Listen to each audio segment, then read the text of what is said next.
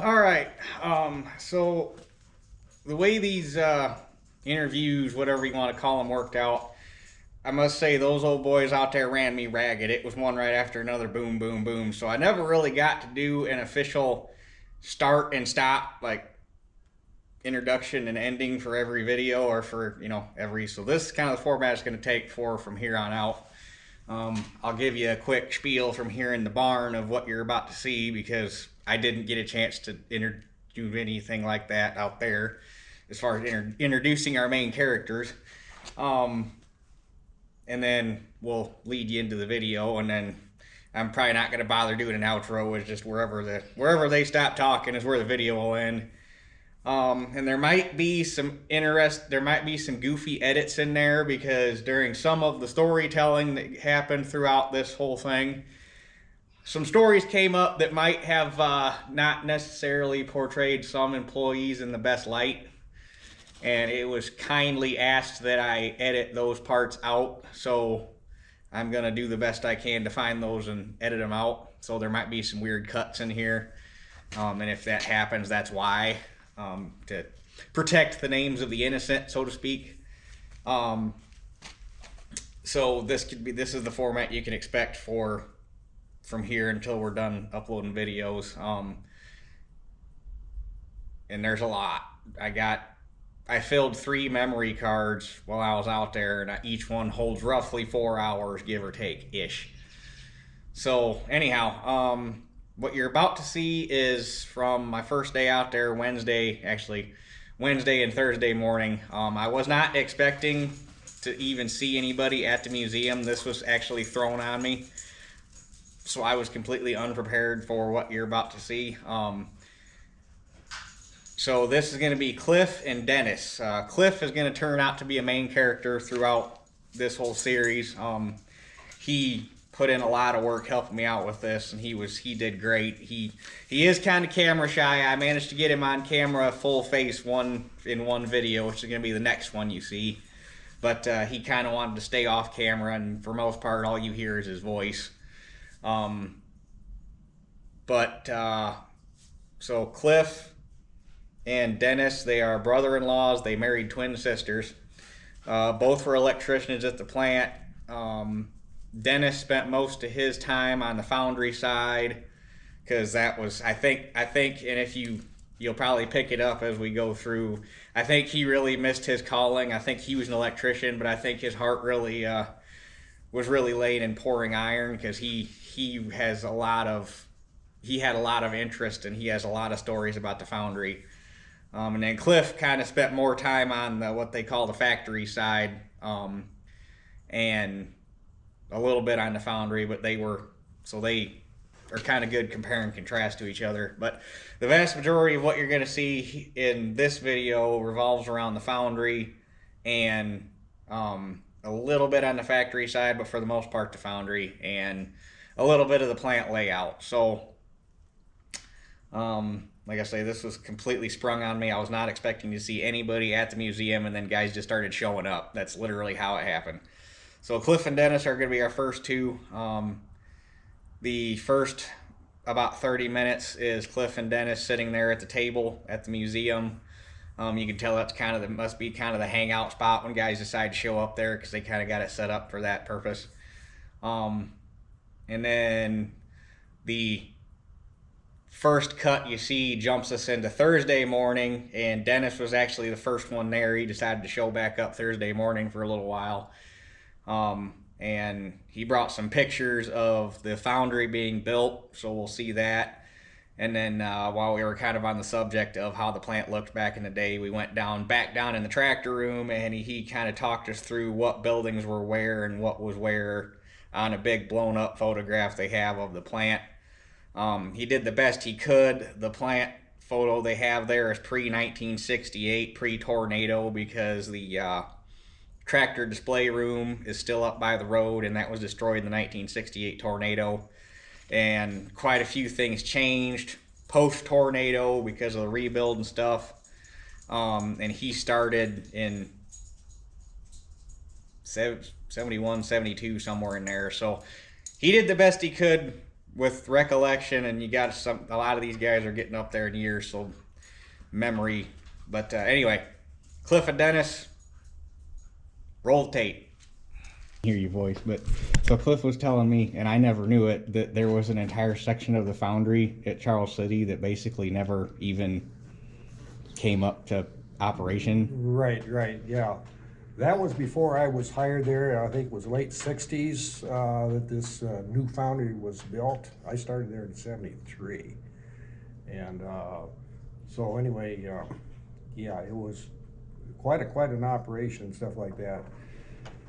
It was all under one roof, and they used it for basically storage and stuff, for castings and stuff like that. They did use a heat treat furnace there, but the melting equipment, they had a 20-ton arc furnace that never ran, an induction furnace. They had a couple automatic molding machines. They had a power and free system, which is a conveyor system that takes your castings, you know, around a different location. I mean, it was quite an impressive setup and stuff like that. But all those years, I mean, of course, you know, like motor pulled the plug on that operation and stuff, and so it just sat there for years and years. Heated it up the whole time, of course, you know, had to be kind of expensive for that. But I did use the floor space, I would say, for most of it and stuff. So yeah, that was kind of interesting. We went down there and robbed a lot of parts. Yeah, that's what he was saying. Yeah. But you know, that finally runs out. I mean, there's only so many things that you can use. You know, once you use electric motors and a few controls and stuff like that, there's nothing left. I mean, we took lights and stuff out of the ceiling sometime, you know, and moving around to different places that did us more good and stuff. But yeah, so it was. So that never even came on when they were building the transmissions for cold water or nothing. That was just never saw a lick of iron through it. It was just, yeah. Well, there was one electric furnace on the west end of the new foundry that was a holding induction furnace that got used. Yeah, an induction furnace. They actually had to move it though and stuff like that. Put it closer to their cupola where they melted the iron and stuff, and that was quite a project. But yeah, I mean, it's the cupola was something they just run during the daytime. You know, it runs off coke, of course, and stuff, and it can melt iron much faster than they could use it and stuff like that. So they take the excess iron and they pour it into the electric arc furnace. It's kind of like a thermos bottle and stuff, and it holds the iron until they can use it later and stuff. And they use so it just keeps it molten. Yeah, it keeps it in the molten state. Same way with the induction furnace. It's just like a thermos bottle and stuff like that. So at the end of the first shift, they'd shut down the cupola, drop the bottom and stuff like that. But they had enough iron between the arc furnace and the induction furnace to run second shift and stuff. So it wasn't, you couldn't run a lot of tonnage and stuff. And, you know, at second shift, you run the smaller castings and stuff. In the daytime when they were pouring, like on the slingers and stuff, they make the big mainframes, you know, for the tractors and gear cases and that stuff. They use a lot of tonnage and stuff like that. But second shift, they didn't pour that kind of stuff. And I had heard, you were talking earlier, I had heard the rumor, and you confirmed it, that they made castings for Deere, which gives me a chuckle. And then, but I didn't realize that they made castings for so many other people too. Well, they had a salesman out selling capabilities out of their old foundry and the new foundry, but as I had stated to Ethan earlier, the quality and consistency of gray iron and the quality of iron that they had out of there interested other customers, even competitors. They had very good quality cast iron, and I don't know what the figures are, but I heard reports that they had probably 80% of their production was for other companies, you know. And that's, so they had a lot of capacity there then. Oh yeah. Yes. Remember one contract, Bud Hubs? Remember that? Oh yeah, that's right. Wheels. A brand of hubs for semis and stuff, and Oh gosh, they made tons of those. Yeah. And they made gear cases for Alice Chalmers. Early on. Well, they made rear tractor wheel hubs and castings and stuff for Alice and Case. Mercury Marine, as I had stated earlier, and exhaust manifolds. You know, if you talk to people in management that would be more knowledgeable on that sort of thing, of the different customers that they serve and stuff. But ductile iron is a special iron, special formulation, an expensive cast iron. It's highly quality controlled, very strong, and not many places had the capability of making it, testing it, and quality control. And Charles City would pour ductile iron on Saturdays. Saturdays and Sunday Maybe nights Sunday, for yeah. Monday mornings. Yeah, And yeah, it was a special process that, you know, and. they did it like it was easy, and other places considered that as almost black magic. It was like it was really hard to do, and they did it all the years you and I were there, like it was routine and easy. Yeah. And they got paid for it.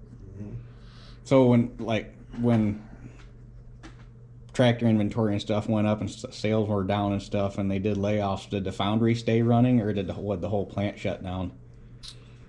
Well, the whole place would shut down. Like in the 80s and stuff like that, when you went through those bankruptcies, I mean, I was not working there at that time and stuff like that, but I think the foundry kept limping along. And To stuff. a point. Yeah. But there was times when Eldon Olson would be the only employee on the payroll. He was the only employee that never got laid off. There was times even the foundry was down.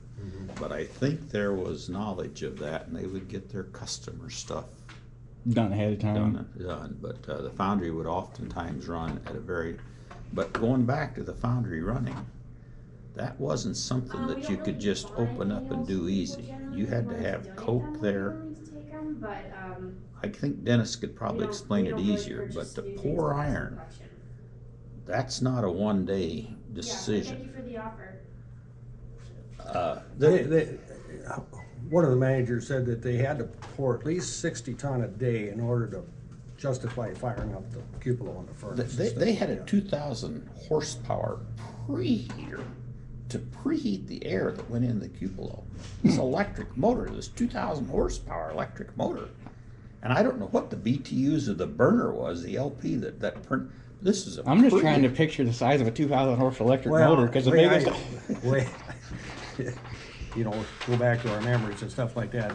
I remember that the exhaust fan was 800 horse, and that's, you know, all the steam that you see out of the stack and stuff. That's all from the exhaust blower that pulls exhaust from the cupola through a saturator and a venturi. It's kind of like a water bath, you know, to help clean it up a little bit and stuff Take like the that. So most particulate out. Yeah, so most of the stuff coming out the stack was Steam, vapor, you know, the- steam, yeah. you know, and so yeah, and then the preheater, I believe was like a 400 horse, and yeah, like I say, they have to start this thing about midnight before you can get molten iron out at 7 o'clock in the morning.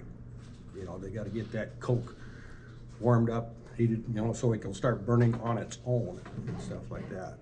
They had weirs, I guess they were called. Tweers. Tweers, Yeah, yeah. yeah. Everything's water cooled, of course, you know, they call it the shell around this cupola and stuff like that, a water bath. Cupolas were somewhat deformed because they would get so hot that they had kind of through the years deformed and settled a little bit. Well, yeah, everybody was trying to see how much capacity they could get out of it. During the heyday, they would run over 400 tons a day, That's a lot of iron. you know, yeah. Yeah. And once in a while, I mean, the bottom would start to leak. You know, I mean, they put a bed down of sand and so forth at the bottom, but, you know, eventually if you get enough heat over enough hours and stuff like that, it'd start dripping out the bottom and stuff, and so you have to shut her down and drop bottom a little bit early in the day and stuff like that. So it didn't drop itself. Yeah. So was the bottom in it replaceable? That was a couple of hinged half-door situations, and they had two cupolas, so one cupola was totally rebuilt every day while the other one was running beside it like crazy. So when they dropped the bottom, the garbage that was left in it was allowed to drop out, and they would try to pour all the iron and everything out, but you'd have this bed of coals and ashes and clinkers and stuff would drop out. But how do you say it? Yeah, it was replaceable. They would build the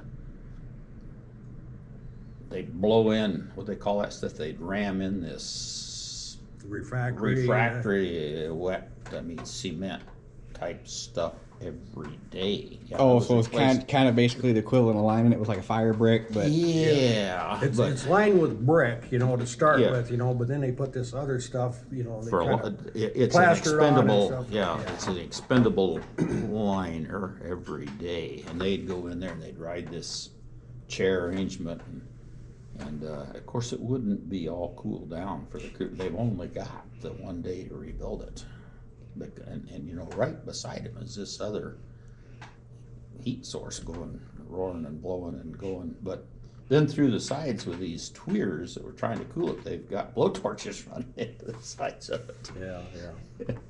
But I don't it's- know, we talk about cupola. I don't know if you can imagine what a cupola is and stuff like that. It's probably 10 foot in diameter, give or take. give or take, Not- it's like not it's huge. like a big harvest store silo. It's not painted blue, but it's supported off. And the it's up on ground. stilts, Up on like I say, you stilts, can yeah. walk underneath, and that's where these hinge doors are, on the very bottom and stuff like that.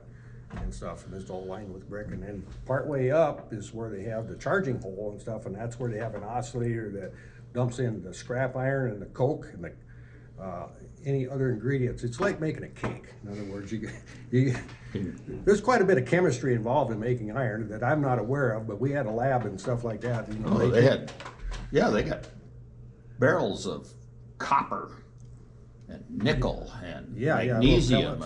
and Yeah, they throw in a brick of this, brick of that, a few pounds of, like I say, copper pellets and stuff like that to get the right chemistry and stuff. And they had a lab, and they take a casting, after it's been cooled off, and they'll cut it, and then somehow they can analyze the structure of the thing. So there's quite a bit of chemistry involved. couple of things was they were always buying, searching for, and one of the things is steel wheels from cars, and another thing was called chill, was railroad iron, because railroad iron is made out of metal with a high level of boron and stuff in it. And an interesting thing, if you get on and study it, is long chunks of railroad iron in the sun in the winter and stuff like that. It doesn't grow and shrink in all the different temperatures, or there'd be a lot of train derailments because they can't have gaps and stuff.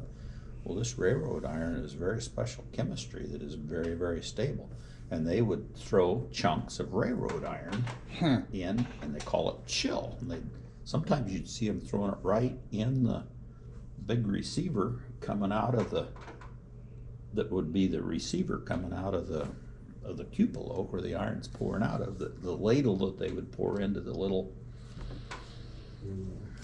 trolleys that they're going around to pour iron with. Chunks of railroad iron, cut in pieces, but I guess. we got a few more minutes. Yeah. So you guys were both electricians, correct? Yeah. So obviously part of that plant was like turn of the century, early 1900, clear all the way up to. We got. To I've see got it. What was it like trying to work on all that? Well, we worked on DC to AC to. I've got a picture, a postcard and stuff of when the main part of the foundry was built in 1911, I believe. And it just, in the picture, it shows the framework as they're building it. So the 1911 is, So it's kind of an interesting thing. And that was what they called the main bay. That's where the slingers were. You had cranes going down, Those cranes were still there. yeah, they're old. Oh, yeah. Ancient. I'm going to They say used in to- the 1920s and 30s Yeah. vintage and stuff like that. When I was in the Navy, I worked on a lot of DC stuff and stuff. And I know when I got hired there, they said, "Oh boy," he says, "we got work for you here." So, because they had a lot of DC, all the tram rails, DC power, bridge cranes, DC power, and stuff like that. So that knowledge, came in kind of useful and stuff. But yeah, it was pretty antiquated stuff. I mean, pretty dependable actually. Yeah. And they used that old technology the last day that they ran the plant. I was talking about the fact there was tunnels, and those tunnels carried compressed air and steam and power and water. Some of those tunnels sometimes would have a great deal of water in them, but there was belts carrying hot sand in them. I mean, that would be carrying sand, waste sand from the operations up above would have grates in your floor, and the waste sand would go down on belts and carried back to be reprocessed and run again. But I often wonder today how many tunnels are still there. Yeah. I mean, the whole foundry is Riddled honeycombed with tunnels. Yeah. and stuff, because all the return sand got to go on a conveyor belt, you know, and stuff like that. It's all through tunnels and stuff. Back to the sand mixing rooms to be, well, some of it was waste sand, but a lot of it was used and used and used again. Yeah, yeah. There's even tunnel going across the street over Yeah. to the factory and stuff like that, because, well, you had airlines and other Communication utilities lines going and- back and forth, you know, between the factory and the foundry and stuff on a real cold day. You know, maybe you'd have to go make a parts run up to the factory or something like that. I go through the tunnel because it's nice and warm. Take a flashlight though, because all bulbs are usually burned out. I'll bet that tunnel's still there though. I mean, you know, the only way you could, you know, it would be crush it from the top would be the only way to. Yeah, and massively expensive. Yeah. But you know, we've been talking about the foundry, but the factory, I had talked about some of the sawtooth buildings had the old DC lines up in them and the old line shafts and pulleys that they ran the equipment with. But the modern was there. I mean, when they got into, well, Howard Hughes was a well-known figure in our country's history, and there was Hughes controllers on machinery, and then we got into the NC equipment and then the CNC equipment. And so as maintenance people, we got to see everything right on up through the modern. But there was old equipment there that was still being used when we started. It was making tractors that was being made in probably 1930s, and there was a lot of machinery there that had the war tag on, war tags that was making war equipment. Still had the War Department tags on, owned at that time, owned by the United States government for war purposes. And then in the early 70s, when money was flush and things were going well, they were spending a lot of money, and when they were going to make white tractors starting in the mid-1970s, boy, they started digging a lot of holes and pouring a lot of cement and making a lot of pits to bring in the new machinery in the machining centers. And that's when we started being sent out to go to schools to learn how to run new NC and CNC equipment and install machines that were going to be automated machining centers. And we got to see these sold at the auction. And we got to see a lot of this equipment go to China. There was an automated machine in the foundry called the Herman, and it went to China. 2,000-ton press that made the sheet metal side panels and hoods and stuff for the tractors went to China. And I wonder if that's he took us down to the tractor archive room, and there's a couple floor layout blueprints, and one of them for the sheet metal shop, and it had a 2,000-ton press in it, and I wonder if that was it. that's it. That machine was very tall. It was in the sheet metal shop, and it had big through bolts or tie bolts that had panels up through the side of the machine, and to assemble that machine and tighten those big nuts on it, he took these panels off at the different levels up through it, heated them with great big blow torches, numerous ones on each one of these bolts. And as these was being heated, then you used massive tools to tighten these big nuts. As these bolts would be heated and stretched, you'd tighten these nuts up so that when they cooled and shrunk down, it'd be good and tight. But that's the 2,000-ton press. And I took it apart and shipped it to China. I think you probably spent more time than I did working on the Herman because you were there longer. Well, yeah, they run that on second shift, and that, you know, I work primarily on second and third shift and stuff like that. The one guy that worked on it the most probably was on a day shift, but after he's gone, well, who's going to take care of it and stuff? But yeah, that's an interesting machine because, you know, you got to realize that the Herman is just one part of it. You know, you had A lot what of they call machines. the North Roberts and the South Roberts. It's a conveyor system that brings the flask into it and away from it, and then you had a conveyor besides. So I actually had 4 different machines tied together to make it automatic and stuff like that. It was challenging sometimes, you know. Were there 2 of these made in the world, these Hermans? I don't know. What Dennis and I are referring to was a specialty built machine that could produce a huge amount of castings. It ran continuously and equipment fed it, but it assembled molds, had people bringing trams of molten metal and pouring, and circled around and spit out the carts of a completed flask and cope, and went up to a shakeout. I guess you'd almost call it a trammel. Well, you know, after it went through the pouring zone and stuff, it'd go through, it's kind of an enclosed area with exhaust fan and for cooling and stuff. And it takes a while for it to cool up, but it once got through the cooling zone, and it goes pretty slow, of course, and stuff. It comes out of the cooling zone, and then it would go into the shakeout, you know, and stuff. And sometimes there's still a little bit cherry red. Yeah, they'd be red, the castings, but they were at least firm enough. They weren't damaged. Yeah, you know. And then there's quite a system too of just getting sand to it, you know what I mean? You had a sand mixer, and you had conveyors Yeah, the and holding mixers bins. were up second story. Yeah, there's just a tremendous amount of machinery involved. All in had to making- be working. making anything run and stuff like that. So when something broke down, they get a little excited because, well, it might be 40 people standing around, you know. doing nothing, and massive production stuff. Yeah, because this stops, that stops, that stops. And meanwhile, the cupola is still melting iron, and you don't just pull up another wagon under the combine to unload, because you can shut the combine off if you have to, but you don't shut the cupola off. And if you do shut it off, there's still molten iron coming out of it for a while, and you gotta get rid It'll of slow it. it down a little bit, but not much, you know. Yeah. Yeah. Oh, tell them about the Unitrol panel.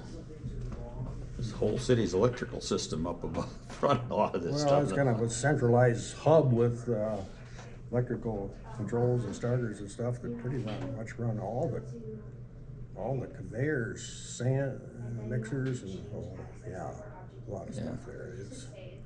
We always cross our fingers and hope there's never be a fire or something like that in there, because it would be. Shut the foundry down. That was the old foundry. Yeah. It was old electrical system that I suppose was built, it had to have been built in the late 30s. It was that old. It probably wasn't the 40s. The thing about this electrical stuff is hard to keep it clean, you know, because of all the dust and stuff in the air. One nice thing about it in the foundry, if there's anything nice about it, is the sand is not very conductive. Sand itself isn't.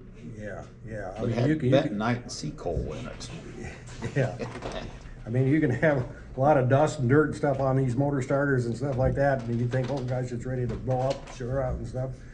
And well, if it got wet, it would be a problem, of course. But These 2 people are really nice. I imagine we got them walk out. Yeah, it's probably about that time. so okay, we're coming back tomorrow. So that would be, This would be looking east. This is what they call the main bay. The factory would be about like where we're standing. There'd be like what they call E Street, and then the main factory was here. Of course, the semi-line building was like over here, you know, and stuff like that. But yeah, we're looking east there.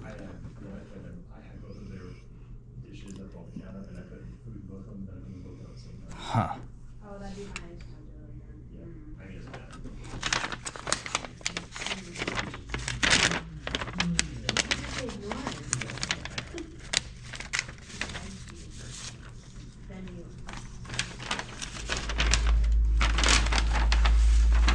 I accidentally run across a postcard. This is the reproduction of it. I run across this postcard by accident, and this is just a blow up of that. Gray Iron Foundry in progress, June 1911. Now here's another another picture. I'm not sure the date on this one is. April 20th. Or August 20th? Or, yeah, August 20th. I don't, maybe 1910?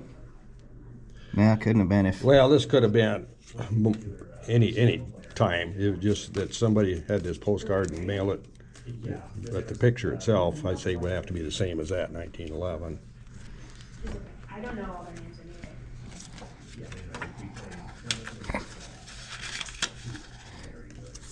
It's weird seeing everything all new and shiny and not all aged and weathered like what we're used to seeing. Yeah. Was that... That wasn't there in recent years. I don't know when that disappeared.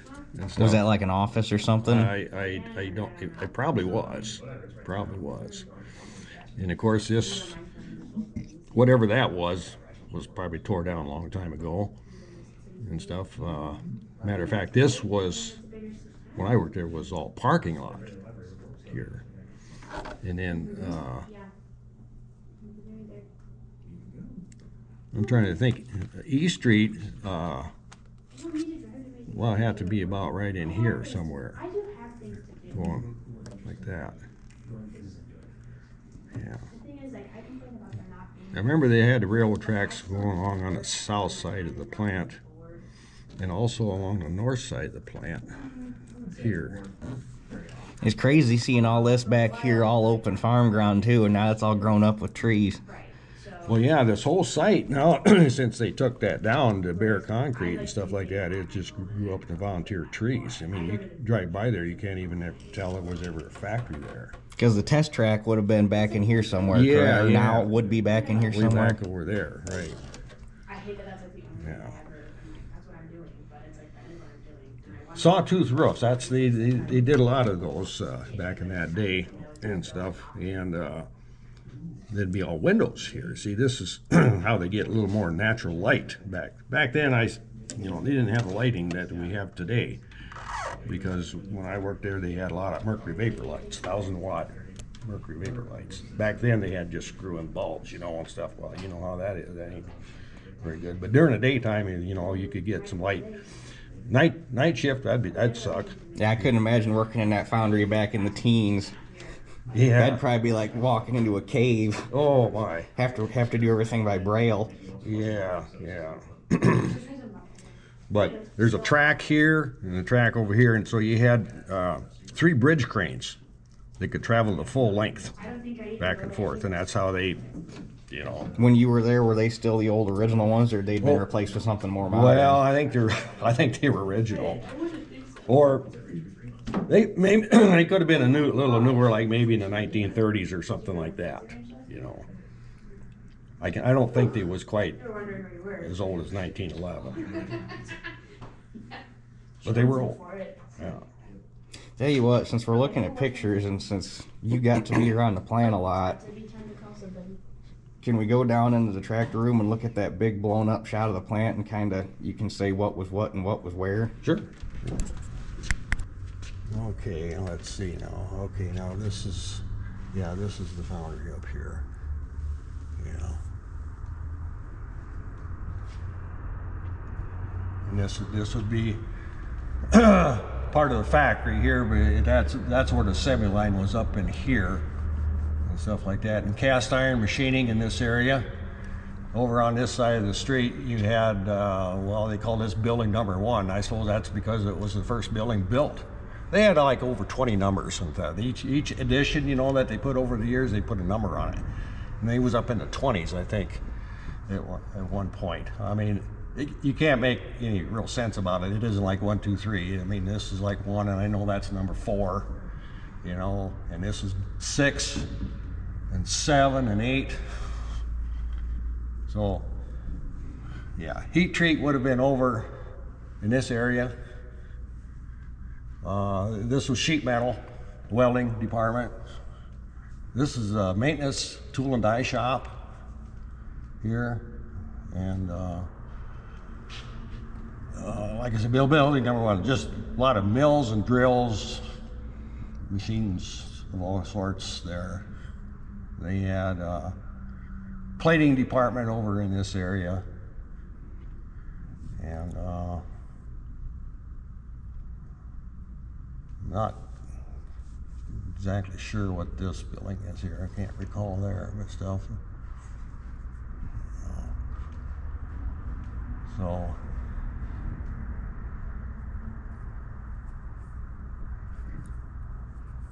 yeah, this is what they call environmental. A lot of the environmental stuff there. When was this picture taken? I don't see a date.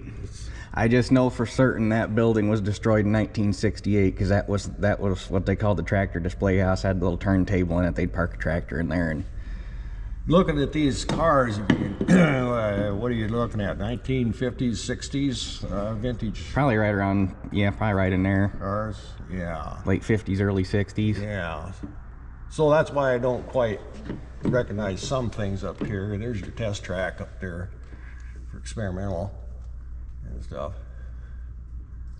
But since this picture was taken, I think there was a building built right here for maintenance.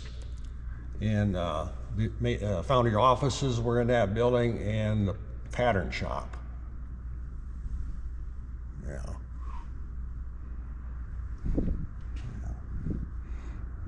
Is that some sort of conveyor that runs up the side of the building right there? Oh boy. I just don't know. I don't recognize that. Yeah. Yeah. Out here is where they parked a lot of the tractors after they came off the semi-line. And I know there was a railroad track that went up inside of a building here, and some of these tractors got loaded onto rail cars. That was all under roof. This tower, water tower, got taken down. I can't remember what that was in the 70s, late 70s maybe. And they bought city water basically. And of course, yeah, the new foundry, which isn't shown in this picture here, was built right out in here. It attached to this existing foundry. But anyway, so looked like the real estate kind of expanded out a little farther out there.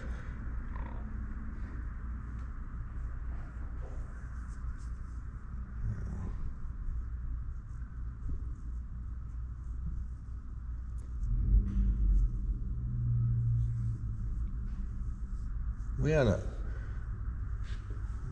lot of parking over in this area and stuff like that. During the heyday and stuff like that, when you had a shift change, there wasn't enough parking space for everybody. So we had to park our cars back over in the residential area. Like if you're working second shift, for example, parking lot's already full of first shift cars.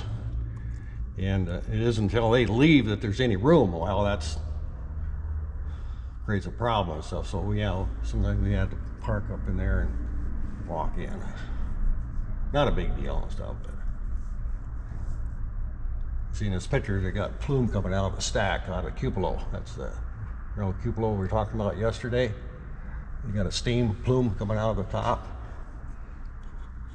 Oh, so that stack actually had molten metal sitting in the bottom of it? In the bottom of it, right. Gotcha. Right.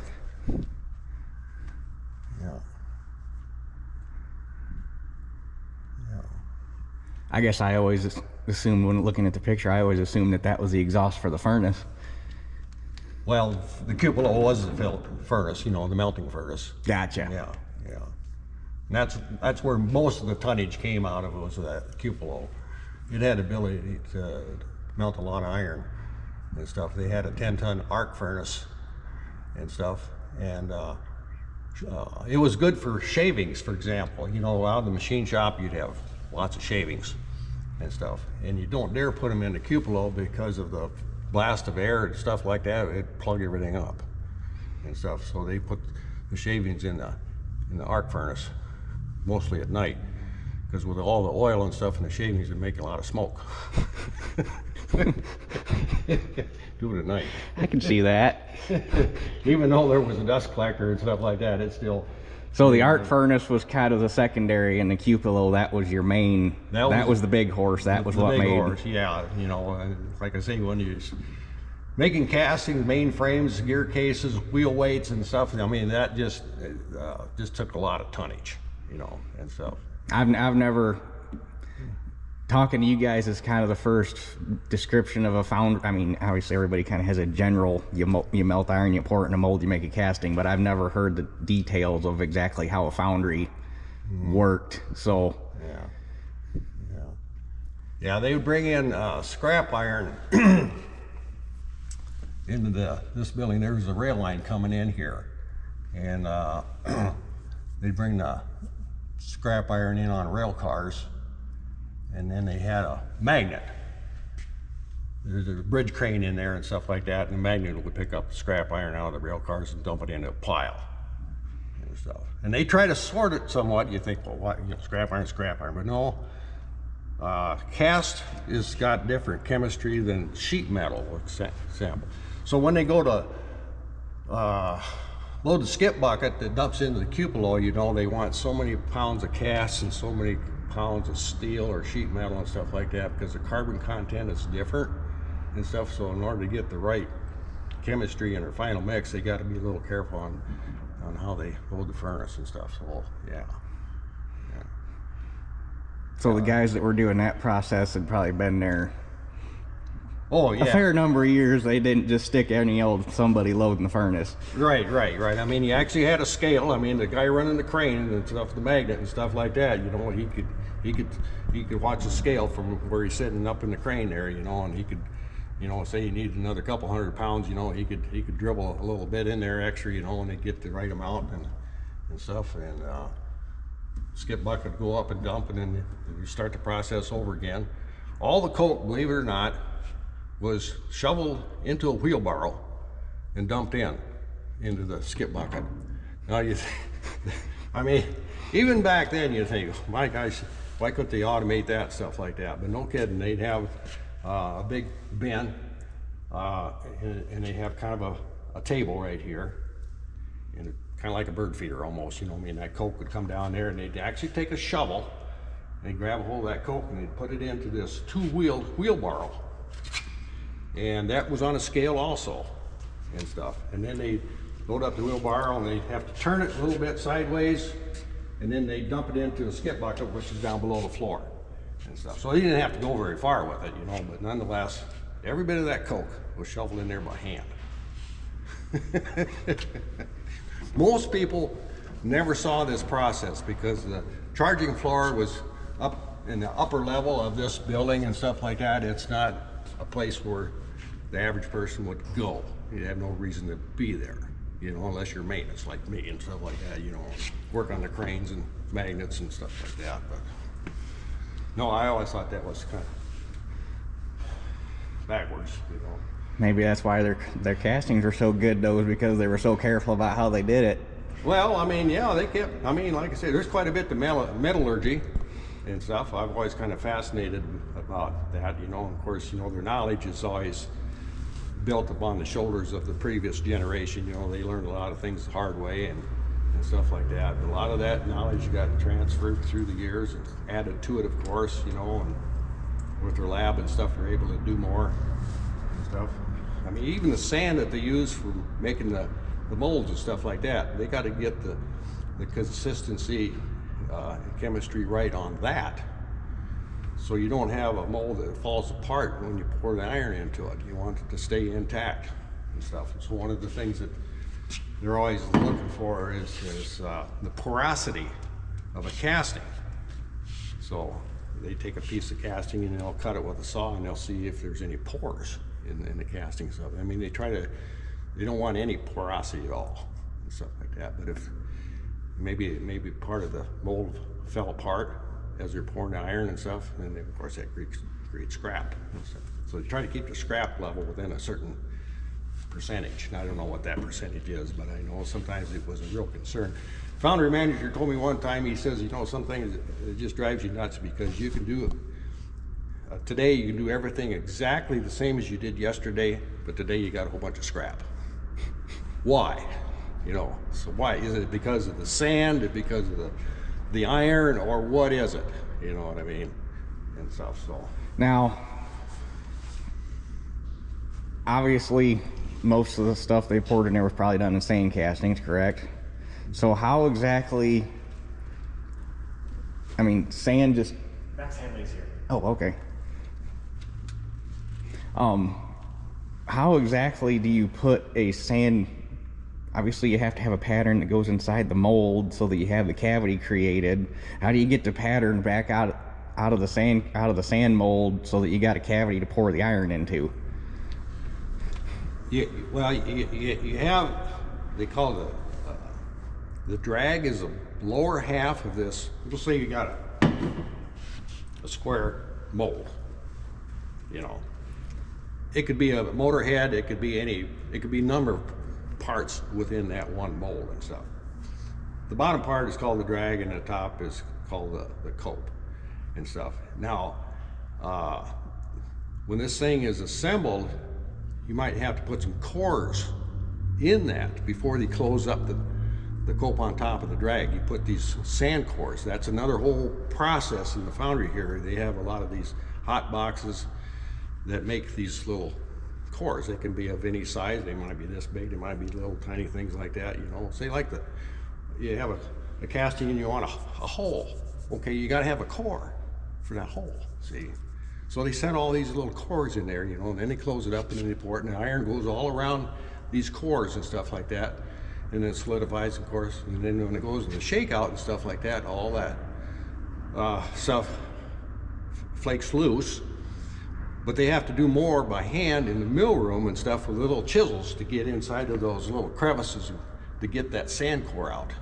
You know, a lot of hand work after it's poured. Yeah. Did they ever, to hold the mold together, did they have anything like wire or anything that they would lay inside the sand to keep it held together?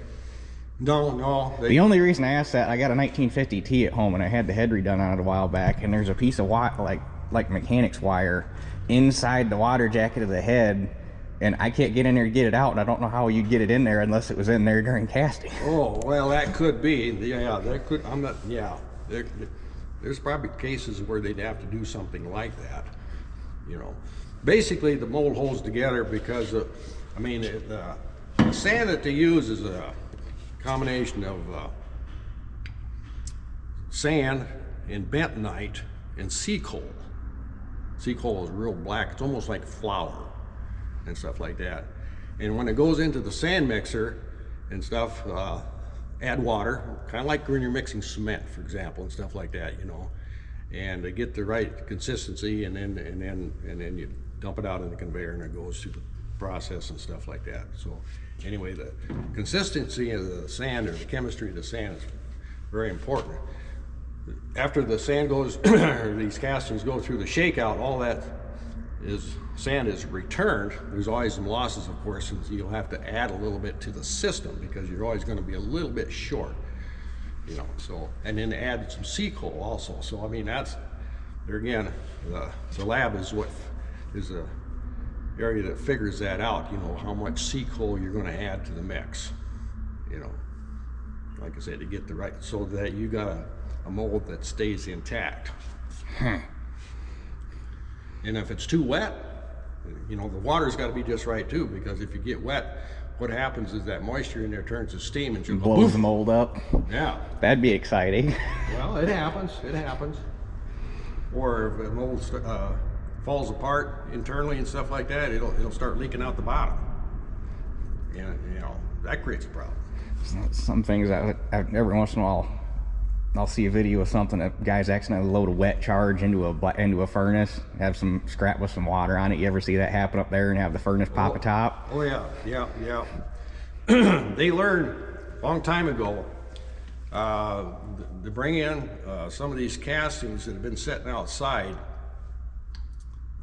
bring them in and let them air dry or drain and stuff like that.